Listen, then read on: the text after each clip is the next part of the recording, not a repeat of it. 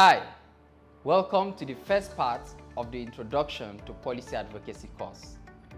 We will be learning the fundamental concepts of policy advocacy, the policy-making process, and how policy advocates like you can bring about policy change.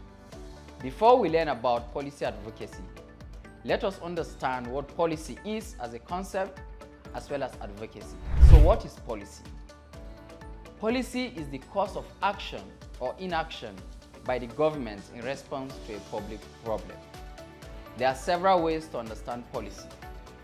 Policy is a set of ideas, plans, or principles of action which is officially agreed to by a body of individuals geared towards solving a problem. Policies are made by government bodies or institutions. Policy is made in the public interest. Policy guides actions and laws towards desired outcomes.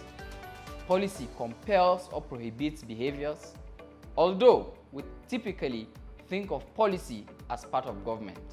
It is important to remember that policy can also be organizational or private.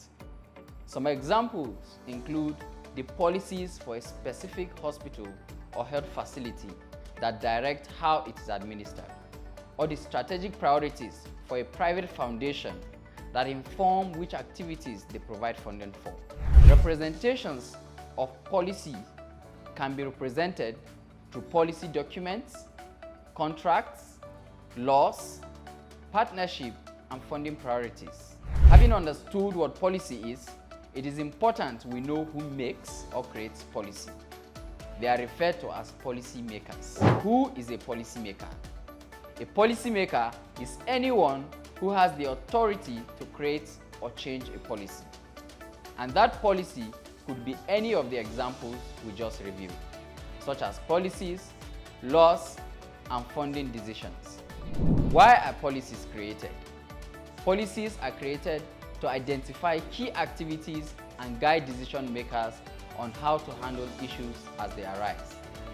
Policies are created to ensure that things happen and also to change what is happening.